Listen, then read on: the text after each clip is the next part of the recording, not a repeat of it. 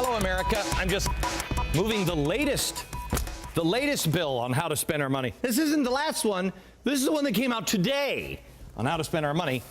We'll get to that here in a second. First, here's the hot list. These are the stories that the mainstream media is covering. GM has posted a giant fourth quarter loss, $9.6 billion. Defense Secretary Gates has decided that the flag-draped caskets of fallen soldiers can be photographed as long as family members agree. I have to tell you, so we're going to talk about this one a little bit later. This is a real outrage. We're going to talk about it coming up in just a second. Also, David Ogden. Remember him? He was the porn industry's best friend. You know, hey, what? Protect kids from pornography in our libraries? That's an outrage. Good news, he's now officially our Deputy Attorney General. But tonight, here is the one thing. The one thing is, we all want to succeed. We all want our country to be strong again. But are we doing the right things to get us there? I'm going to walk over to our big screen here in a second, but first, I want you to listen to something that I don't know how any American can disagree with. I mean, it really is good. It's President Obama talking about fixing all of the problems caused by the housing crisis. But I want you to listen carefully and ask yourself this question: does this sound reasonable? Watch. Now, even if your neighbor hasn't been hit by foreclosures, you're likely feeling the effects of this crisis in other ways. Companies in your community that depend on the housing market, construction companies and home furnishing stores and painters and landscapers, they're all cutting back and laying people off. The number of residential construction jobs has fallen by more than 250,000 since mid-2006. But if we act boldly and swiftly to arrest this downward spiral, then every American will benefit. Okay, there's the idea. We want to arrest this downward spiral. Oh, would that be true? Wouldn't it be great? Can it be done? Has it ever been done before? If we can arrest this downward spiral, then we all won't suffer, because we really are. Remember, he said if somebody's home goes down in value, we all suffer. Okay, I got that. Let me show you this. This is the history of home values. This is 1890. Here's 2010.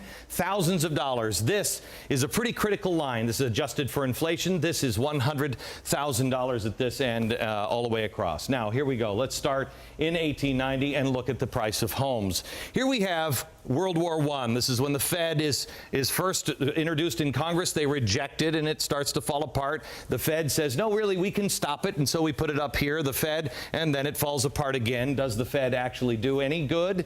Does it stop any kinds of depression? Here's the slide from 1929. This is the bottom of the Great Depression right here in 1930. This is about the time when FDR is starting to come up. FDR is elected. Then he starts playing with socialism. Here's the socialism point here.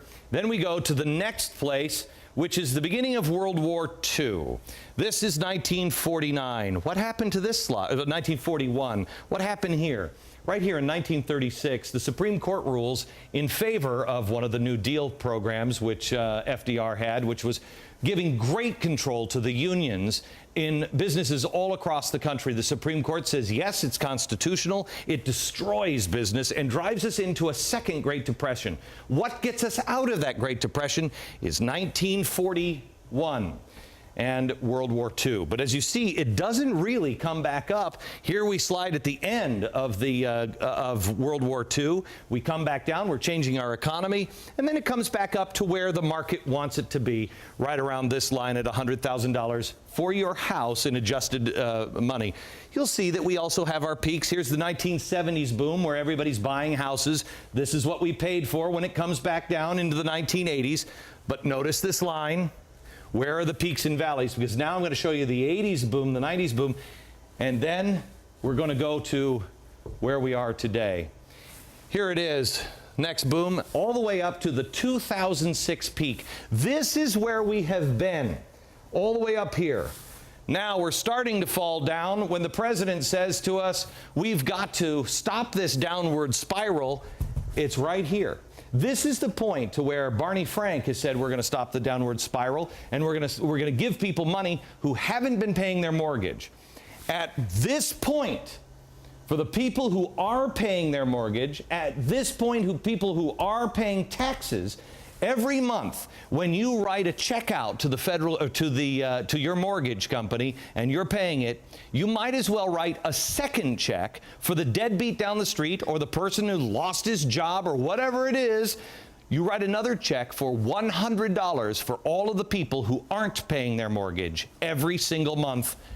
At this point, we want to stop the downward spiral, says the president. Is it for the first time in recorded history, are home prices going to now be up here? As you see the market, if I could draw the lines here across, the market always wants your house price to be about here. There are the peaks which have never been this size, just like the Great Depression has not been repeated. They're saying now that we could go into a Great Depression. I ask you, you're writing a check for $100 every month for people who haven't paid their mortgages from here to here. What kind of check do we each have to write from here to here? And God help us all if we happen to go down to a Great Depression.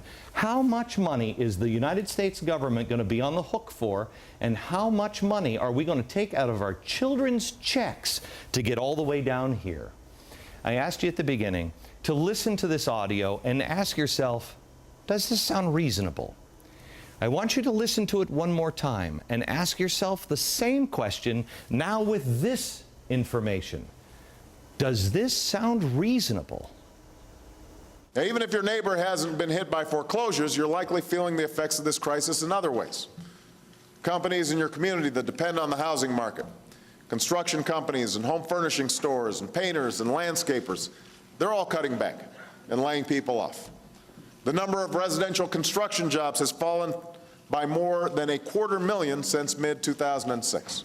But if we act boldly and swiftly to arrest this downward spiral, then every American will benefit.